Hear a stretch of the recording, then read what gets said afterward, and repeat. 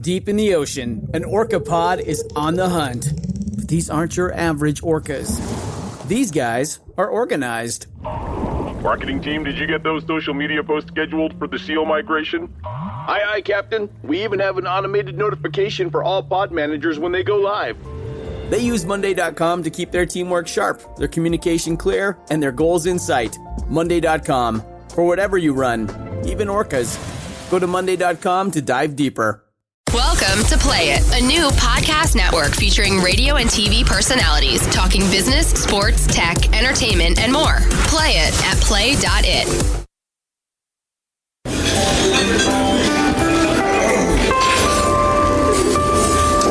Well, I don't see the point in waiting any longer. Let's bring her out. The star attraction, the one you came to see. Ladies and gentlemen, the one, the only, Miss Judy Gold.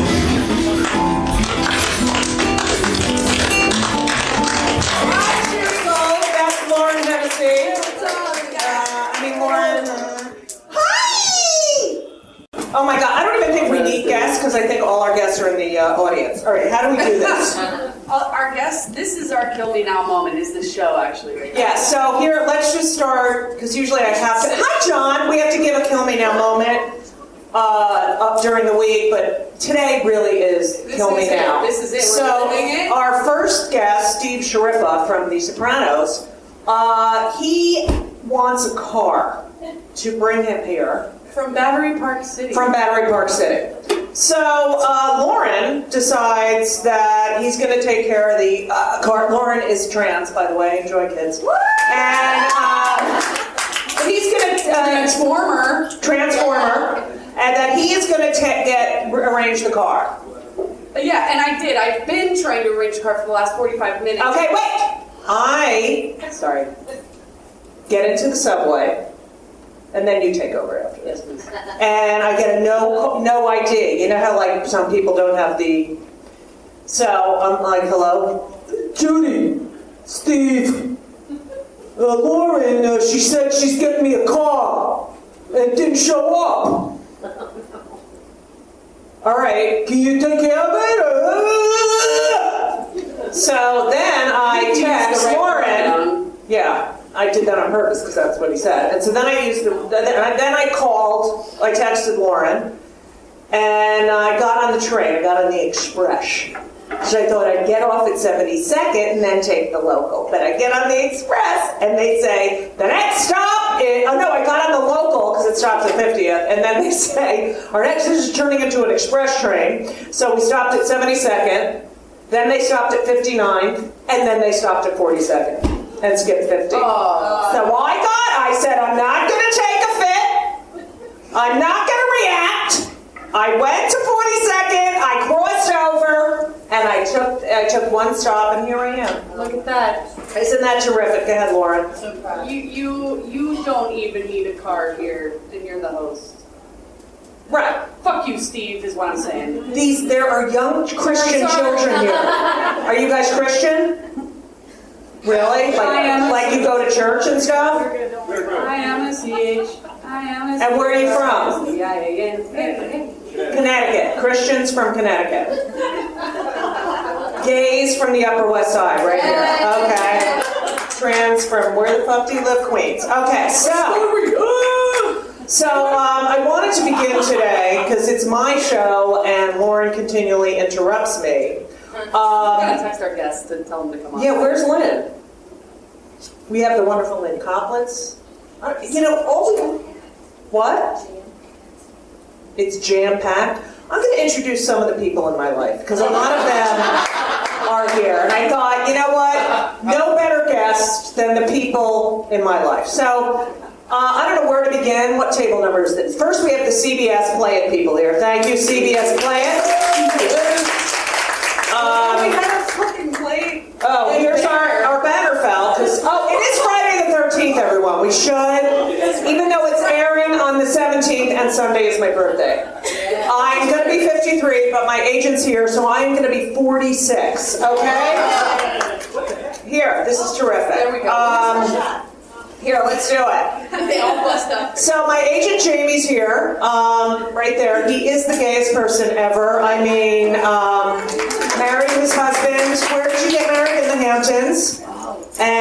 his husband is the son of a very famous cardiologist, so he doesn't have anything to worry about. Let's meet Jamie, Mike Agent. That's our contestant number one.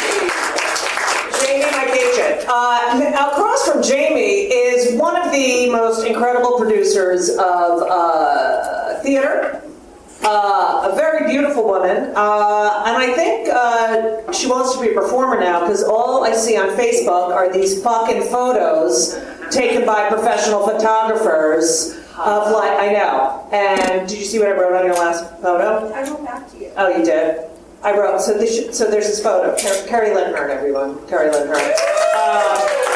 Carrie Lynn, whatever the fuck it is. Anyway, so Carrie Lynn produced Clinton the Musical, where I played Eleanor Roosevelt and Linda Tripp, the two most attractive women ever in politics. So, and it was a great show, but you know, it was off Broadway, and how off Broadway goes. But Carrie Lynn now is in the midst of divorcing her husband. Congrats. Which I saw coming a mile away. They don't talk like that in Connecticut, do they? No, they talk like this in Connecticut. What part of Connecticut? Fairfield County. Fairfield County. Is that the bad one? Horses. Oh, the horses. Horses? The kids are great. I like the one in the red on the end because he's just, yeah, you're orange. He is the cutest thing I've ever seen. And then the middle girl right here is wanting, she's like, what the hell, why are we here? Okay. And then the black sweatshirt is like, I am too cool for school, so I'm not even going to look at the pot. And then these two are great. How old are you guys? 16 and what? 17? Life sucks, by the way. And you know what? Let me tell you guys, you're 16 and 17. I know that you're from Connecticut and don't believe in climate change, but there's going to be no earth left for you guys. Yay! Have a good night! So, Carrie Lynn, what is with the photos on Facebook now? I have to make some money, right? So, You come up here. You take the thing. I want you guys when I talk to you. So what do you mean you have to make some money? Look at her. I know, I'm just going to do some print work. Oh, you're doing print modeling work. Let me tell you a little bit about Carrie Lynn. I'm watching the World Series, okay? And all of a sudden... Sports. I love sports. I understand you love sports, and there's a lot of people who love sports, but they're not on the fucking Jumbotron for like 15 seconds emoting about the Mets. Literally, the Mets, like, you know how the whatchamacallit, the Kansas City, that, like, you know how they all fuck up at the end? You know how the Mets always screw up right at the end? Yes, I know! It's the 11th inning, everyone's at home, like, the most viewers, and all of a sudden, Kansas City gets, like, 20 runs in a row, and they cut to Carrie Lynn Hearn, going like, all right, I know you're listening, but you can imagine the face, going like this. Like misconcerned, praying, you know, what's going to happen next? I can't believe this. What's going on? Kind of face. For like 15 seconds on national TV. Mike Agent can't get me a fucking audition, and yet she's on national television for 15 goddamn seconds her face. And how many people wrote to you? A lot? A lot. So Carrie Lynn just put another modeling picture on, and you know what I wrote underneath it? Are you pregnant? You look fat. No, you said... Oh, and I hate you. I hate you. I hate you. Thank you. Okay, that's great. So Carrie Lynn, thank you for being here. People can follow you on Facebook at Carrie Lynn Hearn / I'm a hot middle-aged woman. Okay. All right, bye, Carrie Lynn. We are going to bring up Mike Agent. Let's get up here. This is Jamie Harris. And all right, so does anyone want to go into showbiz at this table? Any of the... No, don't do it. It's the worst, okay? We have a kids department. They have a kids... I know, that one on the end. Look at him. He's cute. There's a kids department. You go in... Then all the mothers over here can be sitting in the waiting room like... Let me tell you. No, don't do it like that! No, you're doing it the wrong... What did I tell you at home? This is all about me, because my dreams weren't met! Okay, go. That's actually correct. I know. When I go to a audition, right? And there are like kids there auditioning. I swear to God, it's Gypsy Rose Lee all over again. Always. Not always. Actually, there's some great parents out there. You have to say that. Yes. Well. And they're right here at table 9. Table 9, ladies. No, but it's unbelievable. These mothers schlep their kids. And the kids are my actresses don't do it because they're like, oh no, I've got an audition. I'm not taking my kids to an audition. But it's women who maybe wanted to. No, it's women. It's like the dads at the sports games. Yeah. You know what I mean? That are like, what are you so good in here? What? And it's like, they're 7, and they're fucking learning how to throw a ball. No, and I think some kids are great. Like, some kids go through it, and I'm not the kids agent, so, But I do see some kids go through it, and they're great. And they come out unscathed. But sometimes, it's tough. It's business, business. Okay, name the worst parent ever. No, you don't have to name them. Just tell the story. Just tell a story. It's not going to happen. Just a story. You'll be swell. You'll be great. Gotta carry the world out of play. I would get fired for telling this. No, just a story. You don't have to name names. All right, Carrie Lynn's going to tell us why. Okay, Carrie Lynn, get back here. I think one of our guests has arrived. I have a Clinton one. When we were auditioning Clinton. You got to turn around to the audience. If you're going to do print work, you're not doing oh yeah, you probably will do the back. Okay, go ahead. All right, we were auditioning Clinton, and I had Monica's lined up to come in. And people wrote on, they were also auditioning Les Mis. Right. The little kids out in the hall. And we had comments on Facebook, like, I cannot believe Clinton is going to be a musical. This is just an atrocity. Right. And, I'm like writing back as myself, going, please, you would whore your daughter on to be Monica. Yeah, that's right, bitches. That's right. All lined up. That's what they do. They're horrible. They just stood out there horrified that we were going to do a show about Clinton. I know, and you look at those kids, and you wonder, are they going to be on as many antidepressants as me when they get older? I represent Daisy Egan, and Daisy, she would actually be a great guest for you. Who's Daisy Egan? She's the youngest Tony Award winner of all. Oh yes, Daisy Egan. Such an idiot. I'm sorry, Daisy Egan. I love Daisy. She would be a guest. I would love it. I bumped into her on the street. You would love her. And her father's really nice. Yeah. But she went through a lot, I know. And how old is she? For Les Mis, got a call back, never got cast. How are you doing about that? See, the problem with the podcast is when Lauren speaks, what happens? Crickets. Exactly. I actually laugh when Lauren speaks. Shut the hell up. Not in front of me. Okay, so... I love Lauren. All right, so go ahead. So wait, so what she's how old? She's, I can't tell you her age. I'm her age. Oh, God. She's in her 30s. Okay. So what's her hard, difficult life? Well, she's really, and she has a podcast too or something like that, but she... such a good news. That's what I'm talking about. Great. Huh? She had an abortion. There are kids here. They don't know about abortion. I know, that's true. The father right there at the end is really pissed off. I think he's going to stab us. Okay. She's actually clear about a lot of things, but her mother got sick. But he's not, how old are you? No, he's not 14. 8? Oh yeah, I'm looking at him, I'm like, no, he can't be his father. He's cute too, you should represent him. Okay, sorry. Okay, go ahead. So what? No, she won the Tony, and then her mother got cancer and passed away, and so she went through a lot of stuff. It was a really hard. And then when you're a kid, okay, can we just stop right here? What? She won the Tony. Go ahead. She did. And then when you're a kid, you're famous as a kid. Right. Right. And then all of a sudden you grow up. It's like high school. Guys, are you popular in high school? No. That means you're going to have a great life, okay? The people who are really popular in high school, that's it. They're done. It's like, I played football or I was a cheerleader, and that's it. They have no life after that because nothing can compare to them being like really popular, okay? I don't know. I swear to God. What? She was popular. I went to school with Kurt Warner and Zach Johnson, and they did okay. I don't know if you heard, but Carrie Lynn Hearn went to school with who? He was bagging groceries. Who are they? Who are they? Kurt Warner. Oh, Kurt Warner.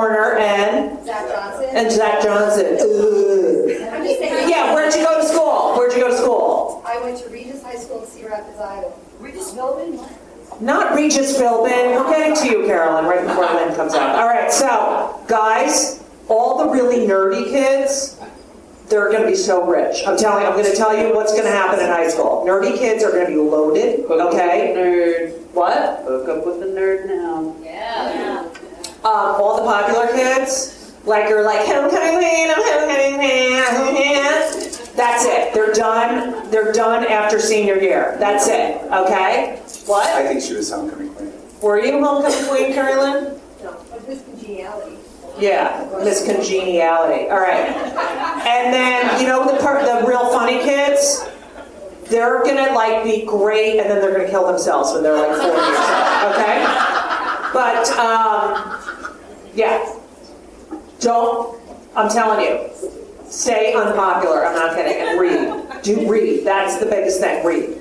Okay, so you're done. You suck as my. When's my next audition? I have to go back to the office and get it for you. We're working on it. You're working on it? Have we been talking? By the way, Clinton the Musical was a great show, and our soundtrack, our CD, just released last week. Yeah. I also watched some kid condoms. And there's Clinton condoms. Come on, 18-year-old needs one. And who told you to that's right. Always use protection. I'm not kidding. Go. I have two sons. Jamie convinced me to do Clinton the Musical. He did. Why is Liza Donnelly on her phone the whole time?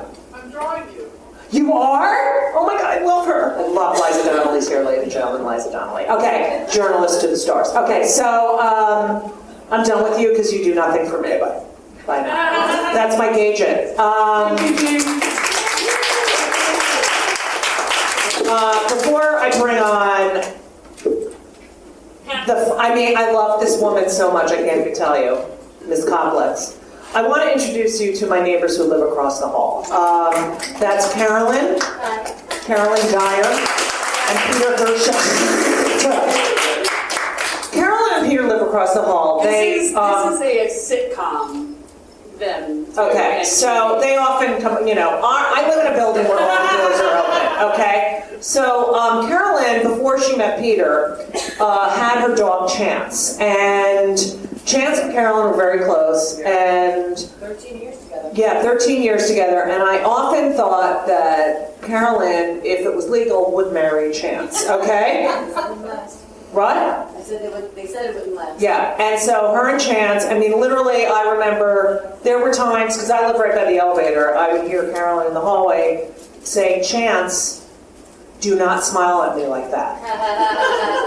We're talking about a dog, okay? They don't smile, okay? How would he smile at you? Yeah, exactly, Lauren. Anyway, okay. So then, Carolyn meets Peter. And big, they're like perfect for each other. Because Carolyn loves Lucille Ball and Peter, I don't know. So they had a very nice wedding right after my knee replacement. I was on Vicodin. And so in the park, it was a lovely, lovely wedding. And then we went to the sushi place in our building, and I hated the sushi place because the door to their kitchen is right next to the front door to our apartment, and I saw the guy picking his nose. So that was it. I would not have an avocado at that place. Anyway, get it? Because it's cream and boogers are green. So why doesn't the kid on the end think I'm funny? He's like constantly looking like, why are we here? Why are we here? When are we going back to Connecticut? I hate Jews. Okay, so Carolyn marries Peter and then decides to get this dog, Lulu, who is adorable. I had a dog, Lulu. You did? Yeah. Yeah, Lulu. Lulu is the skinniest, cutest dog, now obese, by the way. She's kind of overweight, Peter. Yeah. So then, a few weeks ago, that's two dogs across the hall from me, who she literally has long conversations with, okay? Then, I don't know, like 3, 4...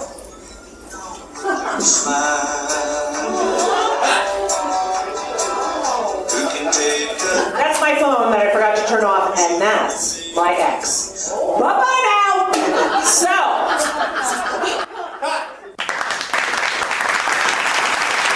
Welcome to Play It, a new podcast network featuring radio and TV personalities talking business, sports, tech, entertainment, and more. Play it at play.it. A few weeks ago, Carolyn decides she needs yet another dog. So now, what's the dog's name? Barbara Streisand? Barbara Stanwyck Streisand Walters. Barbara Stanwyck Streisand Walters. Very cute dog. Very cute dog. But I feel bad for Chance, because Chance got all the attention, and now, boom, Chance is number 3. But Peter makes a lovely martini. I'm telling you what it's like in my house. So, I'll get up, I have nothing on, Peter knocks on the door, I just open it. Literally. And he's either going to get ice or take my ironing board. I swear to God, I don't even know what he's doing. So anyway, those are my neighbors across the hall, and Peter is rent-a-husband. So anytime I need something fixed, I'm like, Peter comes in, what can I do? What can I do? All right, so that's Peter and Carolyn, thank you. We have Sarah and Tessa from Primary Stages, where I teach solo performance. They're fantastic. They run the Einhorn School of Performing Farts. And this is where people come in, they're performers, and they just fart. That's all they do. And we have the wife of Lauren, Chemda, is here, who was molested by Jackie Martling earlier in the week. Yes, she was. Okay? And I want to thank you all for being here. John Mudd, one of my lovely students, is here, who I love, very handsome. Liza Donnelly, amazing writer. What? Well, cartoonist, but you've written. I've read things that you've written. Writing, drawing. You know, you can't be a cartoonist. I find cartoonists very fascinating because they're comics, really. They're social commentators. And it's really, it's the most incredible way to present a joke. It is. I find that you're going to be a guest on my podcast, Liza Donnelly. Okay? We're going to rearrange that, Lauren? Oh, yeah. I really, because I find you to be a genius. And, and you love comedy. I love what you do. I mean, I love you just get up there and talk. Right, so you can talk. But you draw. I could never go, it's like, what? And the thing is, it's one photo. It's like one cartoon, and it tells the whole story. All right, whatever. Risk their lives. I am now going to intro one of my favorite people. Now, our first guest, Lynn Koplitz. You know Lynn Koplitz. Lynn Koplitz is a very well-known comedian. I hate the comedian. Do you like comedian? No. Comic. And I respect her on many levels. And the most respect I have, and I respect her most because she came today and made it, unlike Steve Sharippa, who's waiting for his car. Ladies and gentlemen, the incredible Lynn Koplitz. Lynn, I'll move down so you don't have to be on the end. Come sit next to me. Hi, honey. Hi. That's Lauren. Oh, you look so pretty. You put on makeup? A little bit for you. No. Oh. And I was told I was going to be, which... Here, take.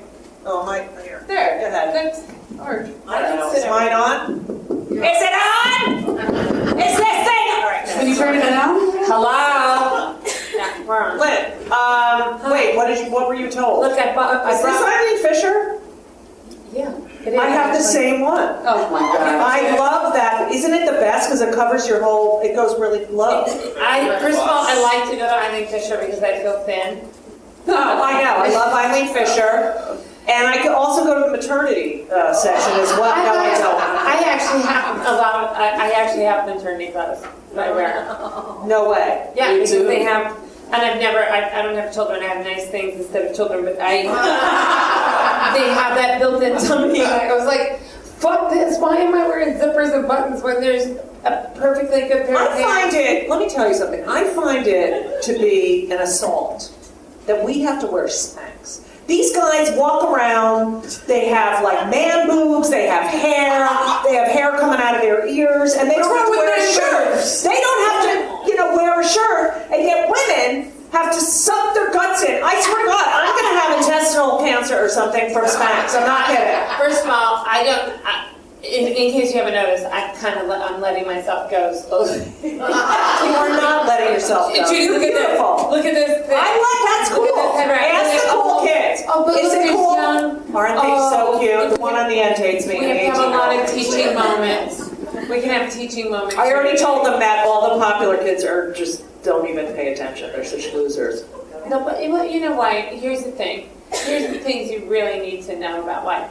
Especially look how cute he is. Oh my God, he's getting an agent. He got an agent. How old are you, buddy? 11. Okay, I'm sorry. I know when someone talks directly to you, 11, it's like, shut the fuck up.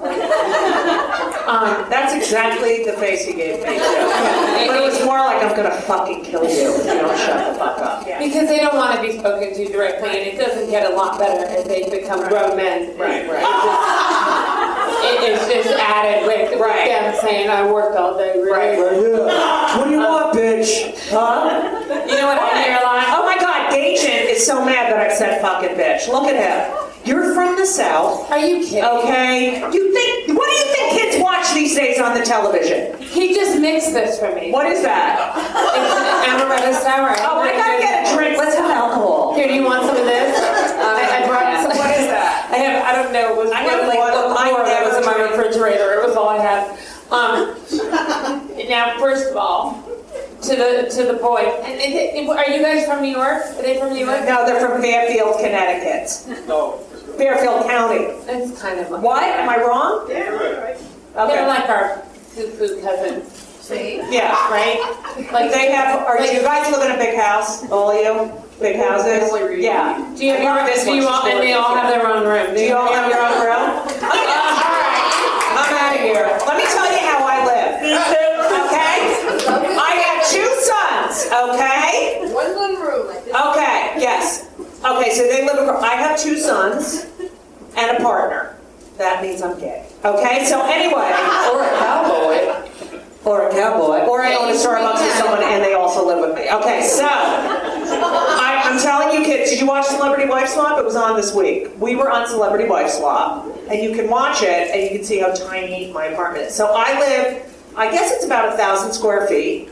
We have 2 bedrooms. We have 1 bathroom. 1 bathroom. My 14-year-old son. Do you all have your own bathroom? My 14-year-old son is 6'4" and has a size 15 men's shoe. My other son, Henry, is about 6'2", but he's in college, but he'll come back. Yeah. I clean up urine every morning. They don't get it in, they can't get it in, then the other one can't, it's too much effort to lift the seat up. So when I go to sit down, I'm like, oh great, thank you so much. You know what I'm talking about, boys. Don't act like you don't know what I'm talking about. So the agent's upset because we're cursing, but here's the thing. In New York, everyone, you've all heard. Have you guys ever cursed? Do your parents curse? Yeah, all the time, right? I heard a kid in the park ask for his fucking apple juice one day. This is why I love Lynn Collins. And the mother yelled at him and she was like, hey, no please, what the fuck's wrong with you? It's my lady. That's my lady.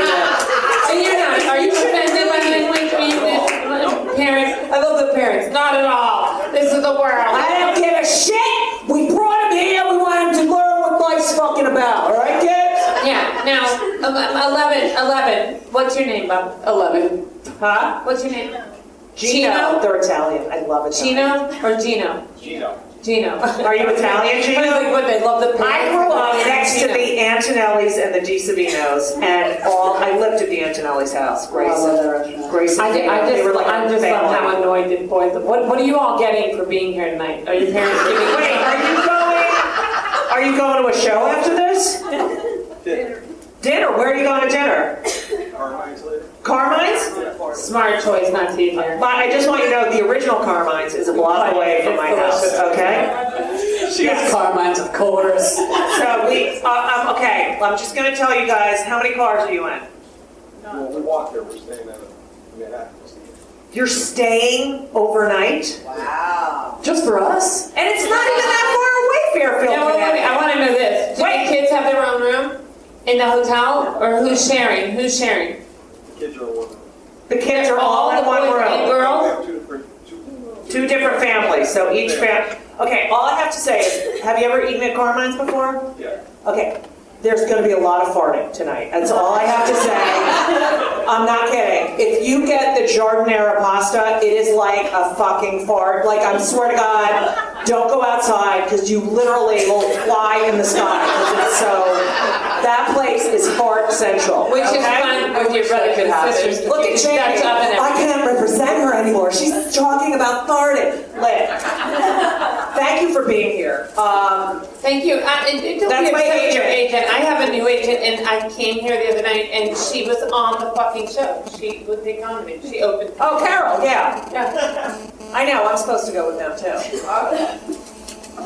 He's like, I'll be your agent. No, they're public agents. Your agent's here, and he's sitting centered. Right, I know. He was the look. Yay! Steve Sharino, ladies and gentlemen! You fucking made it, Steve. Everyone's dying to see you. Fire your assistant. Is that her? Hello, everyone. Yeah, that's her.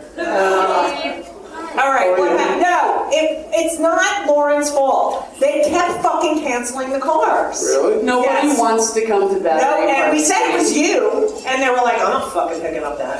You don't know. See, and then I got in a cab, and then it was one of those deals. I did. Uber, Lyft, Arrow, whatever the fuck Yeah, we you did want. everything. All of it. Yeah. I had 3 of them going at once, and they're all canceled. I had this happen to me in Queens the other night, too. I think they don't show up because then they can charge you that $8 fee. They don't do it anymore.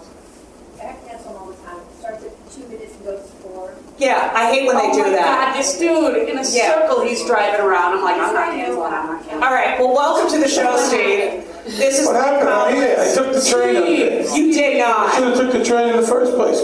But I got in the cab. Right, I got in the cab, and then that pissed me off because he dropped someone off in my building, and then the light was on, and I jumped in and I said, I'm going up to 49th, and he said, I'm done. Oh, when they fucking do that, I want it, yeah. So Wait. then I started yelling at him and telling him I'm glad Uber is going to make him starve, and I hope his family starves. Wait, what about...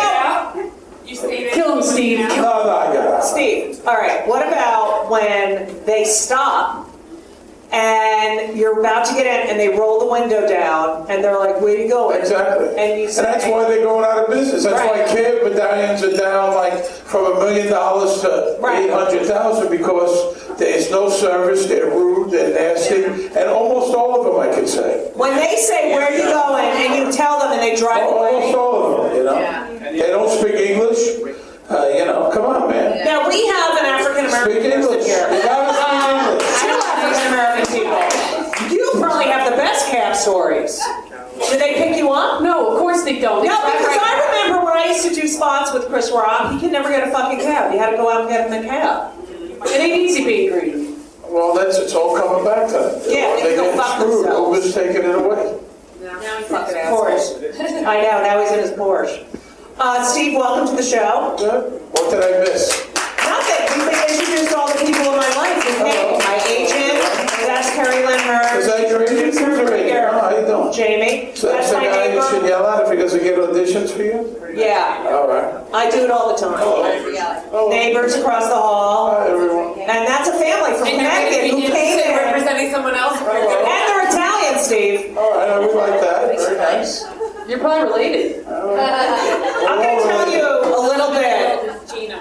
Hi, Tina. He's cute. I'm going to tell you a little bit about Steve and Lynn. Steve, I knew Steve many, many years ago because he was a booker in Vegas, literally. And then he gets a friggin' part in a movie. And now he's like, he really is, when you talk about stepping in shit, he stepped in shit, but he had the talent to back it up, and he was always a nice guy. But you know what? If almost any job in show business, it's about stepping in shit. It's kind of lucky, and you got to deliver the goods at some point, but it's the right place, the right time, the right role, it's like hitting the lottery. The only thing that bothers me about Steve, and Steve you didn't bring me any sauce? I didn't bring sauce, but it depends what you say. You won't get any, but. No, my sauce, Uncle Steve's. Oh, no, Steve's sauce is awesome. It's in 2,000 stores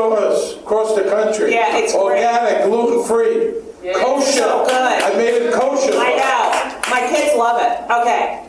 Steve is Italian. And half a Jew. And, all right, that's what I'm saying. He doesn't mention the half Jew. Well, I mentioned it, but I just said it. All right, good. But I don't know if you knew, Steve Sharippa played basketball for Brooklyn College. 100 pounds ago. 100 pounds ago. 100 pounds ago, I was an athlete. And now Lynn Koplitz, I have known for many years.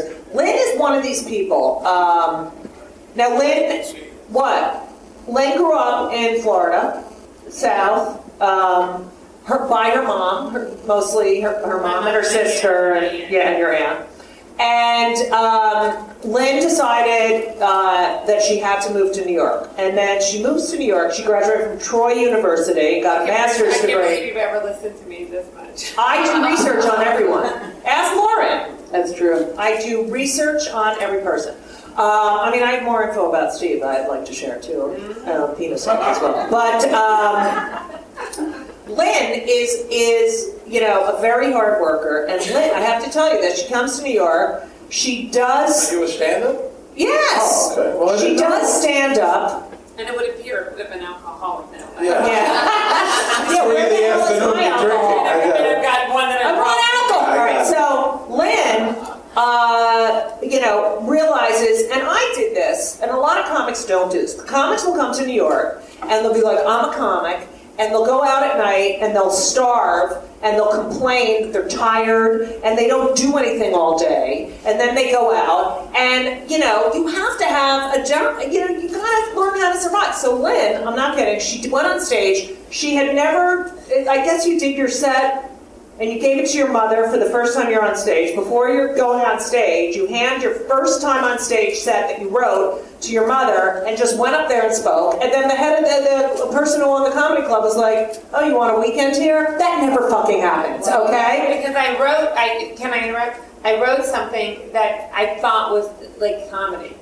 So it was about gerbils in the butt, and it was like horrible. Wow, that wasn't. We got Tino. Oh God, look at my agent. No, but gerbils in the butt. He's gay. He doesn't like that. Don't go there. But this was back. We're talking 20 years ago when the whole Richard Gere thing, the gerbil, and it was all like really not me. Like I don't do any comedy. It was what I thought comedy was supposed to be. And I wrote it, and my mother came from Virginia, and she was sitting in my little apartment in Chelsea, and I was reading it to her, and it was doing it all sticky, so guess what? And my mom was like, just sat there, and when I got done, she went, what is this? She was so confused, what the hell is this? You're a funny girl, what is this?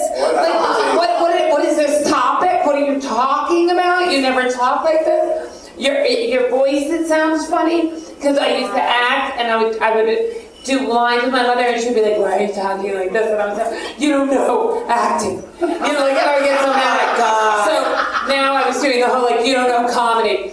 And we went to Gladys's comedy room, and I was holding, it was, the open mic back then were 100 people, it was packed. And my mom was sitting next to me, this was my mom's answer to everything. She said, we can go right now and get a lobster and pretend this never happened. My mother never said that to me. We can go and get a lobster. Never heard those words out of my mother. If I do something good, it's kosher. But I was about to go on, and I had my whole thing in my hand, and I said, here. And I handed it to my mom, and she went, what are you doing? It's bad, but it's something. And I said, I'm going to be me. And she said, that's bad. Do you think... Went on stage, how was your set? Good? It was good. I got laughs. So she said... That's a good story. To you, it's bad, but it's something. Is that how she treated her husband as well? Or her relationships with men? It's bad. My first father, no, we left it in the middle of the night, and I remember my mother waking me up, and she said, I was 8, and my father was involved in the So you and your mom scooted out in the middle of the night? And my dad was involved with some bad people, but he was a dumb That's brat. like you, Steve. Is he still alive? Steve's actually your dad. Well, yes. No, Steve actually wrote a book. I've written many books. I know, but one specific book about being a dad. Yes. Which Big Daddy's Rules. Right. Raising daughters is tougher than I want. Right. It's a comedic look at raising daughters. I'm not Dr. Phil. But there was one incident that, really, now kids, listen, because this exact same thing happened to me. We went away, and, it's the first time you leave the kid alone in the house. And you're like, no one is allowed to come here, no. And you come home, and there's like stains on the carpeting. Yeah. I was can I tell you what happened to me? I was in Vegas. They were honoring Florence Henderson. I'm on stage, and my neighbor calls, Basha, and it says, something's going on in your apartment, and the police are here. I'm like, oh my God. And I'm like, hey everyone, let's welcome Florence, and like literally, yeah. So you had the same thing. We went, it was my anniversary, I think it was like the 20th anniversary. My daughter was like 17. And really good kids I have, so never expected it. Never even, she was watching her sister, never even had to say, never had to tell the doorman, no one comes up. Because really good kid, never thought it would happen. We get back from San Francisco, and my wife is looking at the floor, and she's going, there's all these footprints on the floor. It's the floor, I'm telling you. And also, so we start, questioning my younger one. Then I lie to my daughter and say, I saw everyone there on tape. The doorman. That's a good one. And you know what? She fell for it. I didn't know anyone was there. Yeah. I said, I have a list of everyone. I'm going to call everybody's parents. And we didn't do any of that. But I did get really pissed. And really, she didn't go out for like a month. No, 2 months. And it's the best thing that ever happened because really, I've never had a problem with it. Now she's obviously. So always make your friends take off their shoes before. Right. You guys are gonna. And there was, you know what the thing you doing that? Like I said, they could have stole our stuff. I mean, you don't know kids are coming to the house. Oh, it's ridiculous. Kids are stealing your crap. That bring in some weird friend that no one knows. Absolutely. Well, whenever I snooped around my parents' stuff, I literally was so OCD that I put it back exactly. Like, what are these kids? Like, they think you're like, duh. Look, I don't know. You guys, my mother raised me with such fear, because it was us against the world. My mother, I swear to you, this is true. My mother said, if you open the door to strangers, they cut your face. They'll cut your face. So how was Halloween at your house? Because my mother was there, but when you're alone, did that screw you up for the rest of your life? It's just such a now. If you order a pizza, you don't want to open I'm the not door? kidding. The exterminator knocks something there, and I'm like, you wish. You're not kidding. I don't know you, and he's got the can with the thing, and I'm like, whatever. Ted Bundy had problems. I think she taught you well. I think that's okay. I think that was good. No face cuts. No, you smooth as silk, that face. Okay, so now that's what I live across from. That fucking laugh. Okay, and she's the best massage therapist. I swear to God. And I don't talk. Does she come over? She doesn't talk. Massage? You go to her. You can't believe the very famous people go to her. She is We're always trying like famous people, so what do I care? I'm just saying. Like who's famous? Who's famous? Who? You are, Steve. You are. Okay, one person. No, like dancers. I'm saying like people who use their bodies. I didn't mean famous like that. I meant people. I'm not famous. The guy upstairs wanted to charge me just now. He said, "Do you have a ticket?" He said, "Do you have a ticket?" I said, "I just took a train here. You want to charge me?" You know what? You and the fucking train. Did anyone stop you on the train? I got a 9/11 rubber bracelet from someone. They gave it. That was.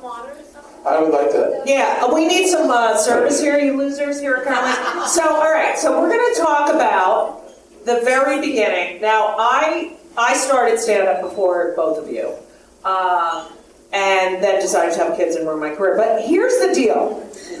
They ruin a lot of things, don't they? I know, but I would never give that up. I don't, I was like on a sitcom. I was in LA. I had gotten another sitcom, and I was like, you know what?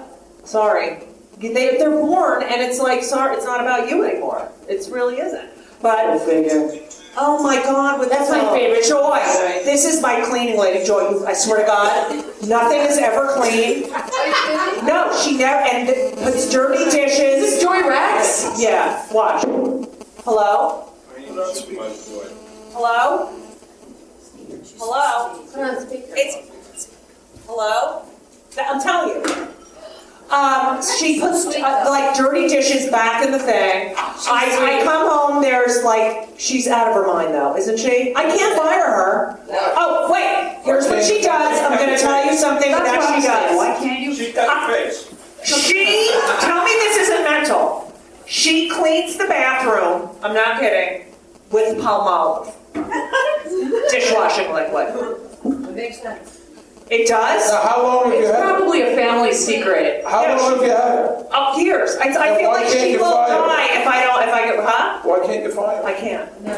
Guilt. I can't. It's too much guilt, Yeah, you yeah. know what you do is you get another. Let's ask the rich people. No, Have you fired your staff at all? Is it easy for you to fire your staff? No. People can fire people.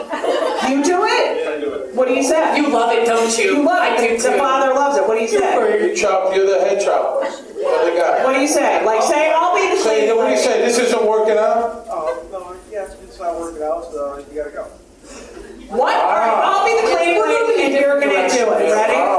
Oh, I hope everything's okay. I'm gonna go pick up my son at the hospital, and then I have. Is this okay? Get out. She speaks English, the cleaning Oh, lady? right, the cleaning lady. Does she speak English? Yeah, they're in Fairfield, Connecticut. A little bit. Yeah. Whatever. But you know, they are good looking though. They're good looking? That's how good looking. Who's married? Who's married to him? Get rid of him now. Get rid You're of not him. banging the cleaning lady, are you? She likes it too. Oh, man. You know what my sister I did think when we're she kind of got. on something here. Yeah. She got another cleaning lady, and I swear to God, it was like getting an old dog a puppy. She got another cleaning lady, and then the one that been with them forever got more competitive and worked harder. No way. It's true. No. All right, I'm gonna get another cleaning lady because I can afford it. Jamie. Okay, thank you. Oh, So we're gonna get a cleaning lady. no, tequila, not tea. No. Feels like No. this should have been established before the bus No. Is Cabo Wabo good? Do you clean apartments? Cabo Wabo. Is it good? I don't want to get a headache. Maybe I'll have a martini. What would you have, Chopin? Vodka? Do you have any potato vodka? Why don't you just get Kettle Rock martini? I don't know. I like the potato. Kettle martini. Kettle is potato, yeah. No, it isn't. That's some crazy coffee. It is? All right, I'll have a kettle up. No, wait. I want it neat. Yeah, just learned that. Neat. With extra olives. Is neat. No, I don't even want. I want it very dry, like my vagina, like an 88-year-old woman's vagina. You know, kids, you'll understand that. My vagina is not dry. I swear to God, I don't know the dryness. Check, please. That's how I order. I have to tell you, when I order a martini in a restaurant, I say like Chopin martini dry, like an 88-year-old woman's vagina. I say swear to God. choppin'. Can I get a choppin' martini? So, choppin'? What is choppin'? Chopin. Oh, choppin'. Aha! Okay, so the two of you, Lynn, used to be, when people, I started stand-up in the 80s, and you never had to bring people to shows, and I just went everywhere. I did street fairs. I would perform, I swear to God, I performed everywhere. But you, when you started, you had to bark outside. So you know those guys, listen, got family from Connecticut, rich. So when you walk down the street and you see people like, oh, you've got a comedy show, we got a comedy show. Ignore that, okay? But what is that? They have to bring X amount of people so they get on stage, right? You like comedy? No. You don't like comedy? Right. What kind of horrible monster No, are but you? explain to them why we did it. So I just pretend I'm deaf. I'm like, okay, Lauren, I'm explaining something now. Sorry. Lauren, put your head down for me. All right. So now what happens is you have to. There's so many comics and not enough spots. You know, that's what we call it when we do shit. We call it a spot. So you have to go outside and bring people in. And if you bring a certain amount of people in, they get on stage. It's exactly like being a hooker. You know, you've seen hookers on video games. That's what it's like. You beat them up and take their car. You go out, and where hookers say, do you want to date? We say, do you want to laugh?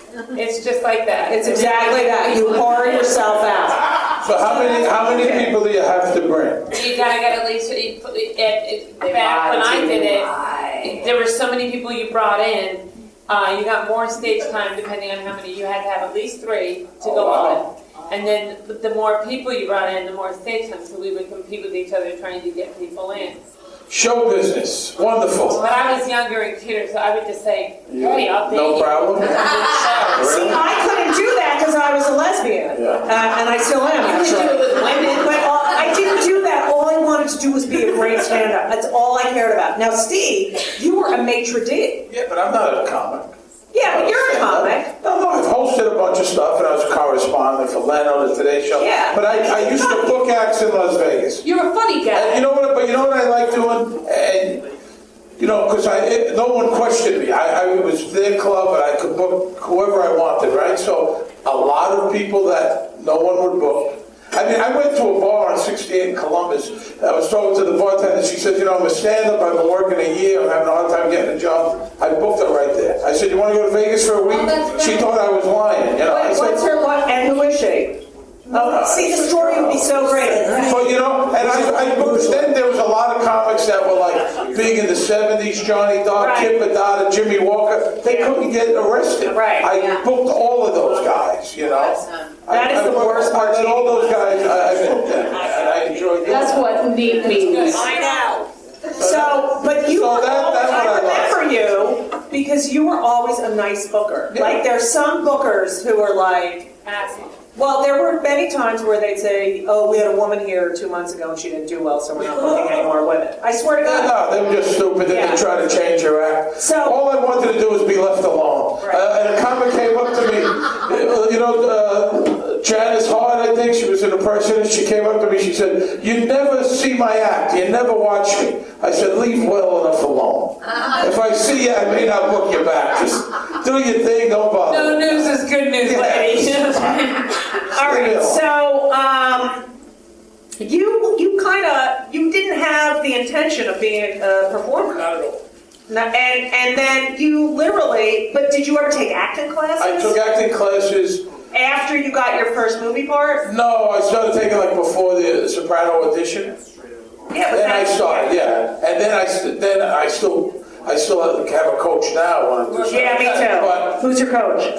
Joanna Beckson. Oh yeah, a lot of people go to her. Right, so that's how I did it. I did everything opposite. Agent loves Joanna Beckson. She's in our building. She's great.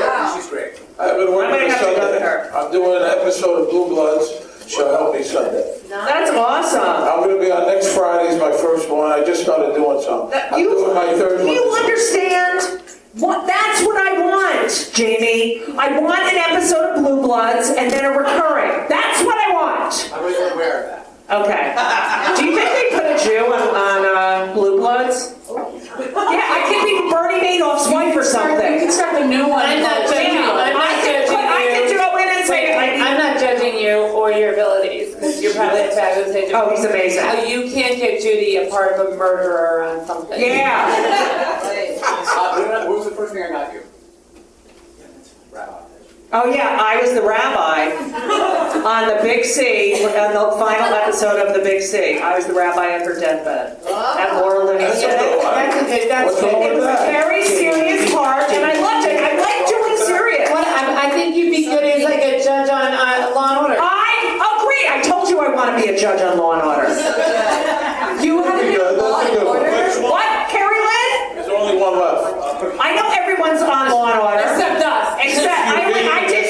Let me tell you what my last agent said to me, okay? I'm not kidding. Law and Order is my acting. I'm just telling the story. So, I auditioned for Law and Order SVU, okay? The best one. Okay, this is years ago. And then I get a call from my agent who was a cocaine addict. And she's like, That's a little bit of a red flag there. I know. Hi, Judy. So I was, well, first of all, I was auditioning for a forensic gynecologist. Okay? I swear to God. She literally calls me up and says, Judy, you booked the part of the forensic gynecologist. How appropriate is that? Because I'm gay, so I know everything about vaginas. I'm like, what are you talking about? It's not like I'm going to be like, they show a vagina and I'm going to be like, You go for more parts of vaginas than anyone I else. know, I do a lot of vaginal stuff. You know what else you'd be good on Law and Order? I think you'd be good as a defense attorney or one of the. I did that on regular Law and Order. But who's doing some gay rights, like a really gay rights. Like Why do we have to throw gay stuff? She Yeah, can just exactly, believe us. Steve. That's what I'm talking about. Because they had Kathy Griffin do it, and I think you'd be better at it. You'd make a great dead person. Thank you. Do they get paid, the dead people? Of course. Yeah, of course they get paid. Absolutely. Top of the They show. get death pay. Do they take like a Xanax before? What happens? I mean, if it's the body. Yeah. Yeah. How much? It's less.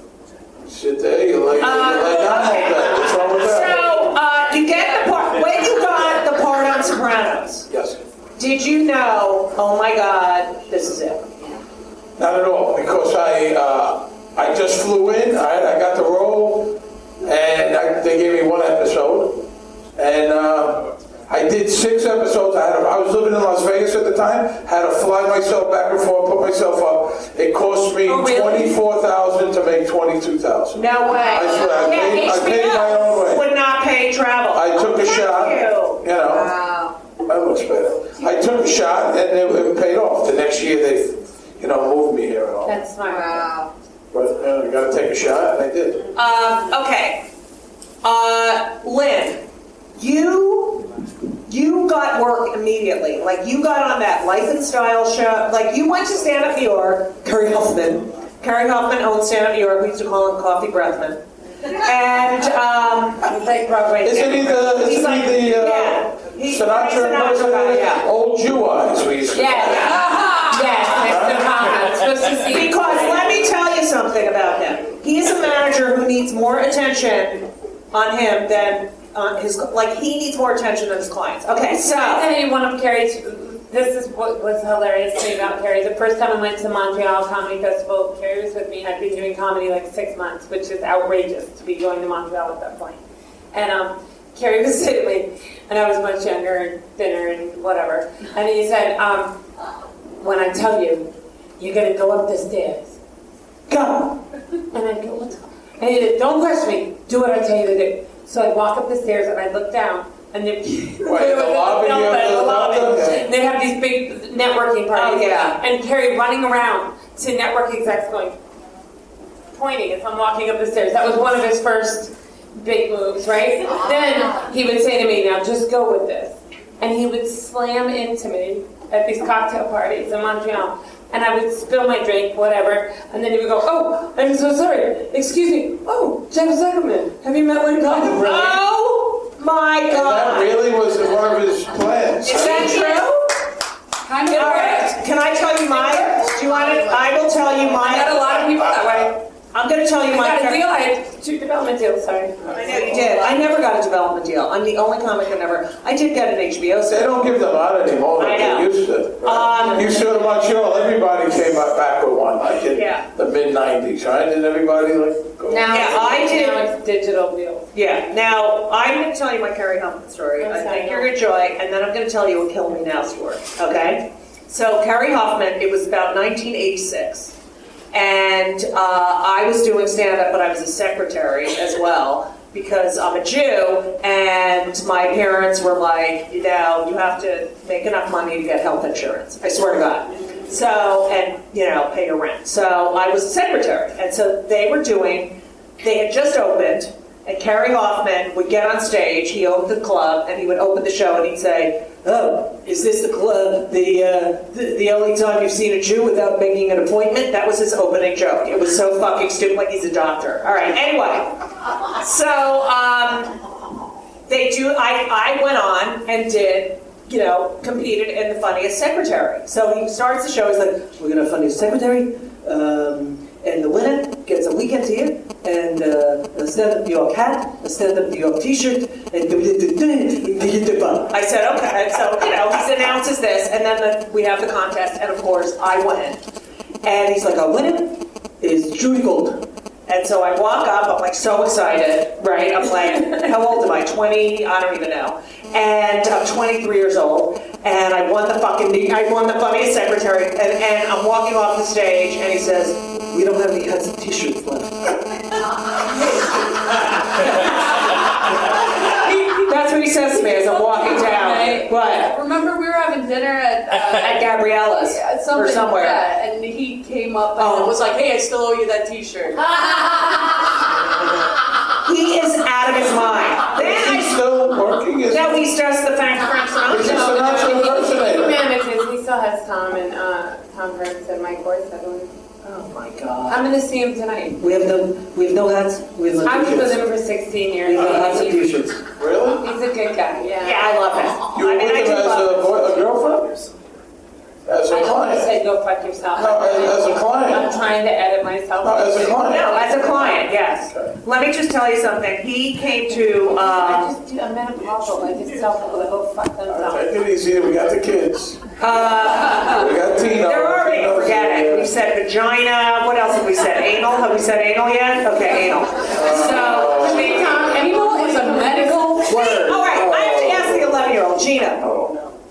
Have you seen Orange Is the New Black? No. Okay. Have you seen South Park? No. Busted. How about Family Guy? You watch Family Guy? That's the worst of them all, Family Guy. Welcome to Play It, a new podcast network featuring radio and TV personalities talking business, sports, tech, entertainment, and more. Play it at play.it. Here's my other Harry Huffman story, and then I have to tell you something, and I need your opinion on it. Okay? All right. Peter, the show's about me, and okay. So here's my other Harry Huffman story, and it's a definite kill me now moment. I'm doing Disaster off Broadway, which is now going to Broadway, but it was recast. That's going to Broadway? Really? Yeah, it's going to Broadway, and they recast everyone. Okay, yes. I know Perry Butler's in it. Shut up. What gets to go to Broadway and what doesn't? And the fact They that have to make the money. Disaster Isn't that and the one not you were Clinton, just that in? just seems crazy. That's the one you were just in, right? No, I was in that before Clinton Musical. Okay, so It was a disaster. it was a disaster. Anyway, so I had seen Perry Huffman at dinner because he lives in my neighborhood, and he's with this lovely blonde woman. And he introduces me to her, and I said, why are you with him? Guys, I always do whenever I meet people's spouses. And she was very nice. And You said that to come to her wedding. Yeah. So then I went to, he came to see Disaster, and I go up to him afterwards because he was in the lobby. And I said, oh, how's your girlfriend? And he said, she passed away.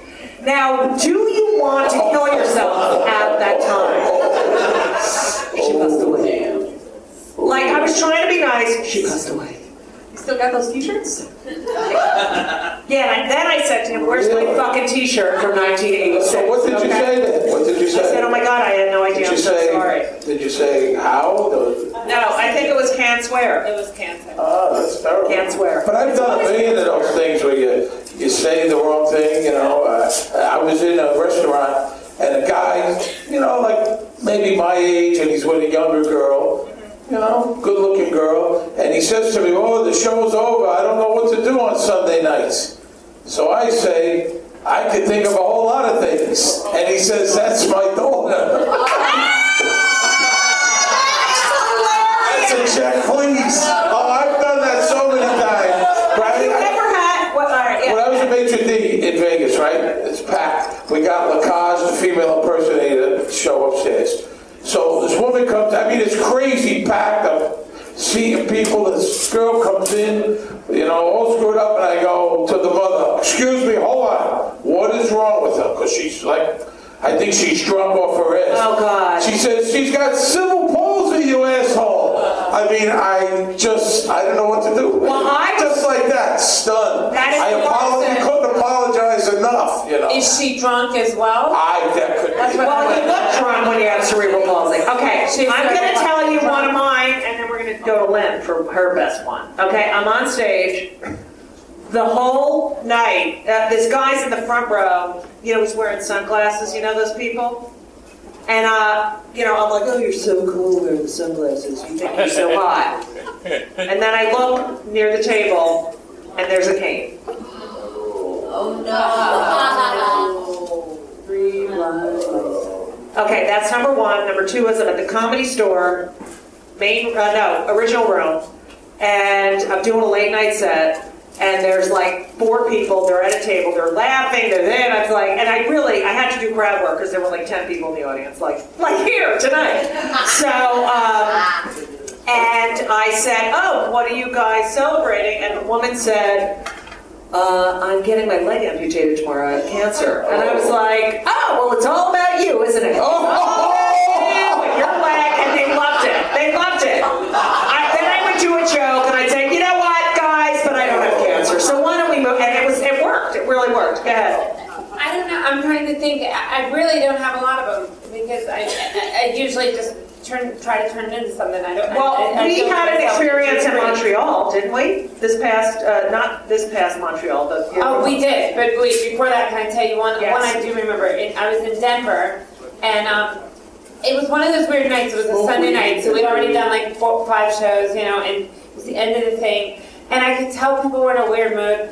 And I said, I didn't want to do my act, so I go, does anyone have anything bad that they need to talk about? And this lady goes, yeah. And I said, okay, what happened? And she said, my cat died, and my father is ill, and I'm going to have to be his do not resuscitate, and I'm annoyed by it. Annoyed. How do you be someone's do not resuscitate? This is in a club, a bad club? Yeah, like, oh, you're the one that has to tell the person. Yeah. So, no, you're the one who says pull the plug. Right. So, I got it right away. Like, I just kind of, it clicked, and I said to her, are you close to your father? And she said, no. And I said, you've been estranged for a while? How long? She said, 10 years. And I go, and now the asshole's strapping you again to some big decision, and you don't even get to grieve the cat. And she said, exactly, with tears in her eyes. I said, I had the same situation. And this is in a club? In a club. Packed. So I said I had the same thing, and with my father, I said, I'll give you one piece of advice. When they call to ask if you should resuscitate, don't say, how much is that? Just say, I'll be right over with a pillow. And then people just started opening up, and it was the strangest night I've ever had in my whole life on stage. People just started opening up with stories, and we just started making fun of the bad day. Right. There's a famous story about Burt Reynolds. Before he was a big star, he was in a bar drinking here in the city.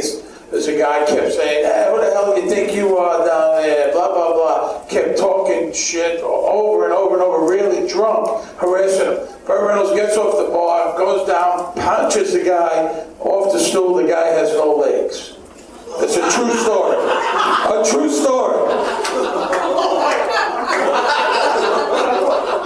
No way. I'm telling you, it's a true story. Look it up. I want to put this out there. Look it up. When you see, there used to be the guy on the skateboard in the subway who had no legs.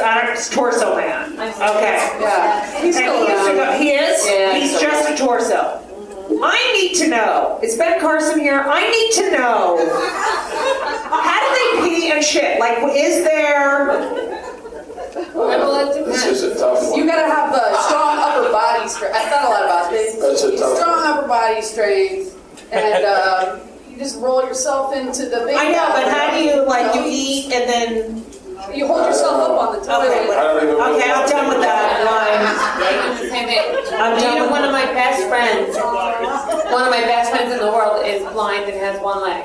And he had to come live with me. Sorry, when it happened a couple years ago. He died diabetes, and you know, people get very judgmental, kids.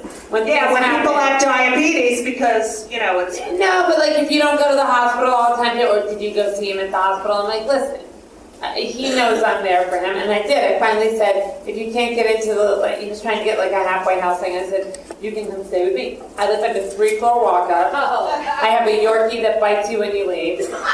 And at the time I had shit all in the hall everywhere, and I said, I'm on the road. Shit. No, like, you know, boxes and stuff like that. He lived with you for a long time. So, well, he said, would you mind?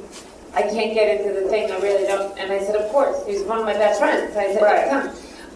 The day they got there, and I've known him since college, the day they got there, I was at the tanning salon, and I was late getting to my apartment. You go to a fucking cancer tanning salon? It's cancer.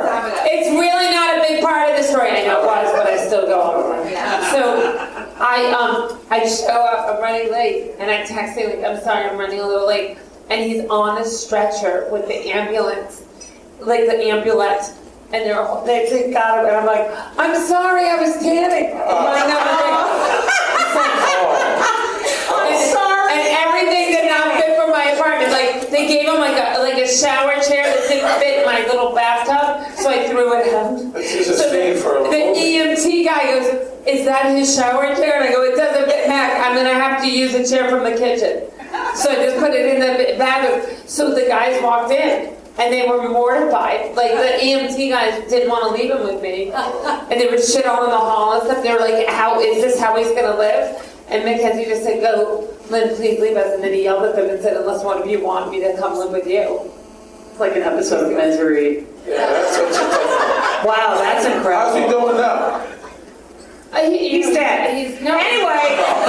She died. She passed away. She passed away. She passed away. He's bad. He passed away. All right. They passed away. He passed away. But we've been friends 30 years, so when he was staying with me, he stayed with me 6 months. We got in a fight. Do not judge what I'm about to tell you. We got in a fight, and I told him, I didn't do it. I just told him I put his leg on the fire escape because we were angry with each other. His prosthesis? Yes, of course. And he heard me open the window and everything, and I said, I'm putting it on the fire escape. And next thing I know, he goes, your mother wants to talk to you. An asshole called my mother.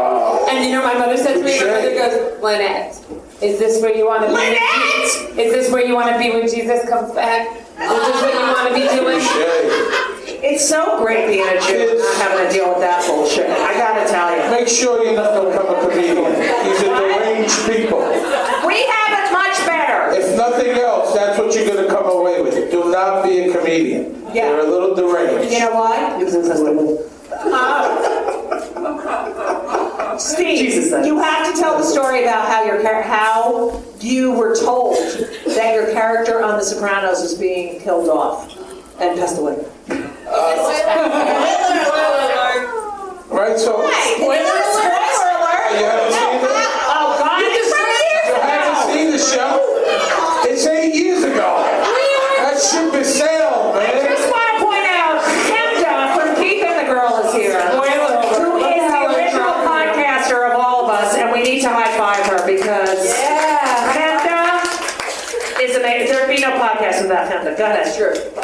So how did you... So usually when they were going to kill you off before you got the script, they would either call you on the phone and say, listen, blah, blah, blah, blah, blah, you got to go. Or when you went to the read-through, they would tap you on the shoulder. David Chase takes in the office. We love you, blah, blah, blah. You got to go. All right? So one day, it's about 11 o'clock. I'm reading the paper about the apartment. David Chase, his assistant calls and says, David, hold for David, you know, and like this is the boss. He doesn't call. I don't hang out with him, you know. And he says, where are you? I said, well, I'm in the apartment. He said, well, I'm on my way over. And I said, you're coming over here? And he said, yeah, I'm coming over. So doorman calls. He said, Chase is here. Wait. How did you, what were you thinking? Well, at this point, I'm thinking, something's wrong, you know what I mean? You definitely thought it was bad enough. Yeah, of course, you know, it's on January. That's the Jewish part of you. So he knocks on the door, I open it, he's got a Parker. Like one of those crappy Parkers when you're a kid with the shitty fur. And he hasn't been out in the sun in like 30 years, so he's gray, you know? And I open the door and he goes, well, I guess you know why I'm here. Like a real hit. Yes, I guess you know why I'm here. And I went,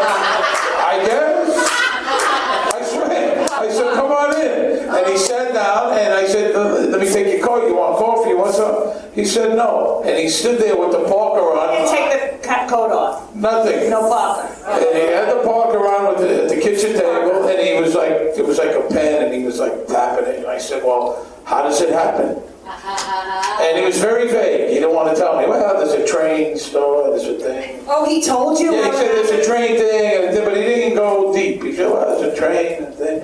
And I said, all right, well, I didn't know what to say. Did you say why? I never had a real conversation with him. For the first 6 episodes, he never even talked to me. Like, I saw him one day, the last day of shooting, and we were walking down the block, and I introduced myself. I said, hi, I'm Steve, I play Bobby Bacala. He says, I know who you are. I said, well, he never said hello to me, you know. So we just stood there, like, kind of staring at each other. It was really uncomfortable. He was tapping a thing, and I went, well, thanks for changing my life. And he was just you thanked him. I said, thanks for changing my life, and the thing. And he went, well, you deserve it. And this was...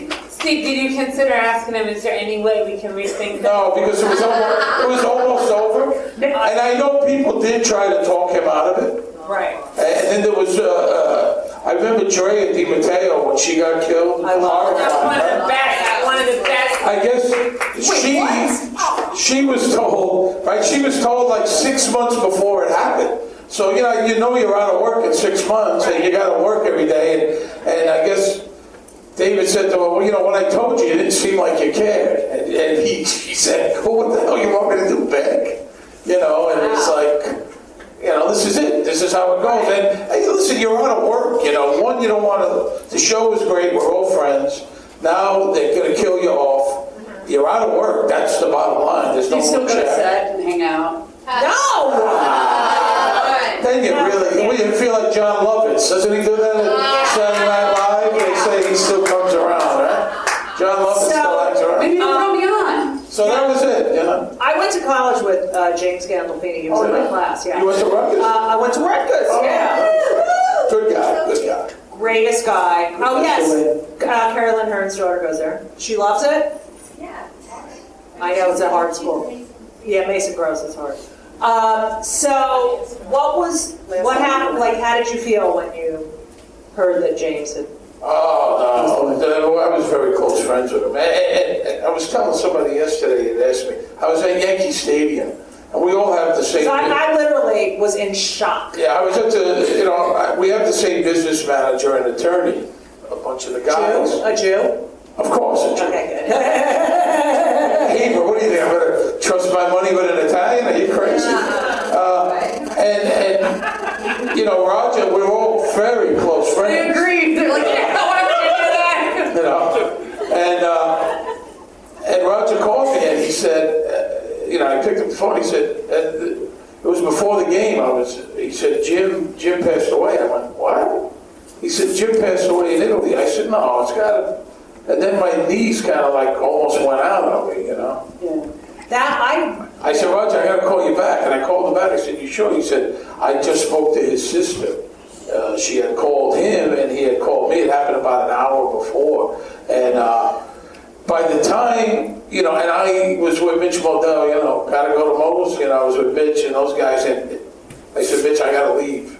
And his driver drove me home. And by the time I was like going down the West Side Highway, the phone was ringing. CBS, ABC, I don't know how they got my number. They're unbelievable. They were all calling, and all night long, you know, when I got home, they were ringing my phone, you know, my home phone, you know.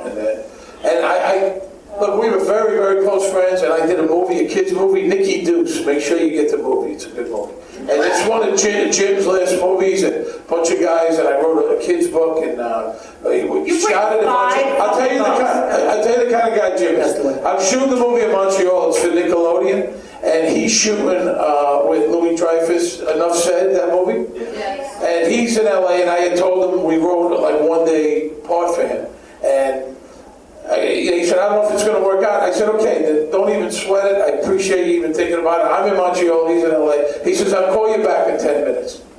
He said, I'm going to do it. He flew on Friday night after work at 3 in the morning, right? He went home, slept a few hours, took it by himself, took the plane from LA to Montreal, got in late at night, worked all day, and then went home on Monday. Wow. And he did me that. I mean, right in the middle of that movie. I mean, he didn't have to.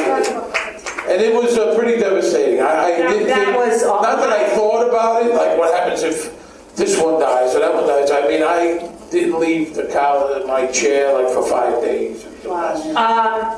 I remember, and I remember that I have a house in Provincetown. I don't know if anyone's heard, only the gays. Have you guys been to Provincetown? It's on Cape Cod. Have the kids been? Yeah. P-Town. So I've had a house there since '94. And a couple of summers ago, I bought it for $159,000. It's worth about... Over $1 million? No, 6s, 7. Oh, nice. It needs so much work. Anyway, the point is that Joan Rivers was doing a show at Town Hall. And I had emailed her, I have a house here, I know you're coming, and I can't wait. She goes, ugh. Well, she wrote me back, she emailed me back. You're probably going to have to do the show for me. I don't know how long it takes forever to get there. There's going to be so much. I mean, like, I have to tell you, the nicest, the kindest, the classiest, the most unbelievable human being I've ever met in this business. And I remember sitting there. She asked me to stay. She said, come in and hang out with me between shows. And I stayed with her, and my mother was dying. My mother was very ill, and I said, my mother's dying, and it's really difficult because she's so much a part of my act. And, she said, it doesn't matter if your mother if you're expecting it, it doesn't matter how old she is, it doesn't matter if she's cognizant, it doesn't matter anything. It's your mother. It's your mother. No matter what, it's a big one. It's a big one. And I swear to God, I thought to myself, oh my God, what am I going to do when Joan dies? Because she has been in my life as long as my mother's been in my life. She's the reason I became a comic. And I remember through my career, I would see her. I remember she had a daytime show, and I had just had Henry. I think I had Henry. She always gave me sage advice. Like, she was always like, I said, my partner's like, oh, because I would come home at night and the kids would wake up, and I would spend time with them, and I breastfeed them. I love breastfeeding. Anyway, and I would spend time with them, and Sharon, my ex, would be like, they're screwing up their sleep. And I said, Joan, I don't know what to do. What do I do? And she said, it doesn't matter what time you spend time with them. It matters that you spend time with them. They're resilient, and that's all that matters. And I never cried over a celebrity dying until that happened. And Lynn was very close with Joan. Cry about it now. I know. Well, she was a friend. And to me, she was a mentor and a friend. And the same, and with you, too. But what I wanted to say was, when she was still in the coma, we still had a lot of hope. I got there, and I just wanted to be supportive of Melissa and Cooper. And Mel came walking in, and she was in ICU, and she said, do you want to go see Mommy? And I said, oh, it was her crying. No, I just came to support you. It's okay. And she said, no, I want you to come. So she takes me back there, and we're walking. People are coming out crying because the Jews were like the Italians, and they were sobbing. And Melissa said, I just asked, we still have hope. Please don't make a scene. And I said, I won't. So she pulled the thing back. And I said, Joan, whatever you do, don't go in the light. And Melissa said, get Lynn a chair. So she got me, because she said, I have stuff to do, Lenny. Will you stay with her? Well, because I was up, I did Hollywood Squares with her years ago, and I was in the square next to her, and the camera guys, like before every commercial break, they would come close. She kept saying, back that thing up. Yeah. Back that goddamn camera up, I told you. We got the fucking light. Guys, if you ever wanted comics when they go on stage, and you want to know when, they have to know when they're supposed to get off, they get the light. That's the light right there. You see it? We covered many topics. I want to thank CBS for being here for Play It. CB and S are here. Liza Donnelly, who's going to to be a guest either next week or the week after. I love you. Chemda from Keith and the Girl. Chemda is, I have to tell you, I don't know if you know Chemda. Chemda is the original podcaster.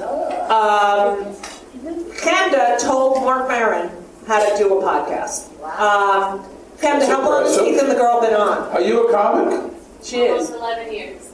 Wow. 11 years. She makes a living from her podcast. Oh, that's good. And has taught every fucking... What are you on any antidepressants? If so, what are they? No.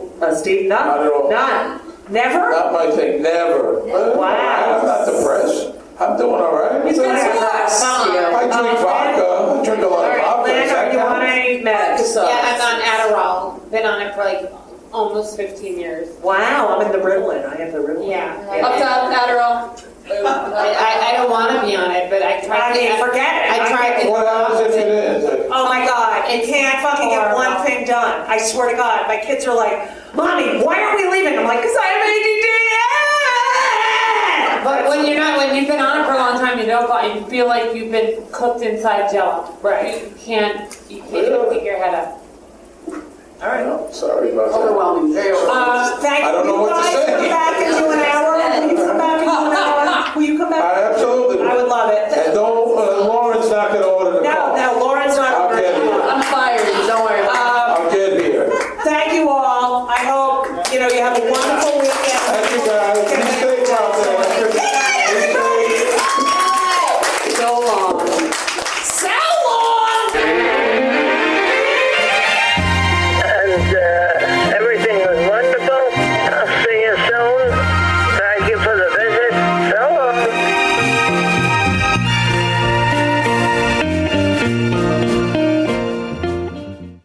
This episode is brought to you by Progressive Insurance. Do you ever think about switching insurance companies to see if you could save some cash? Progressive makes it easy to see if you could save when you bundle your home and auto policies. Try it at Progressive.com. Progressive Casualty Insurance Company and Affiliates. Potential savings will vary. Not available in all states.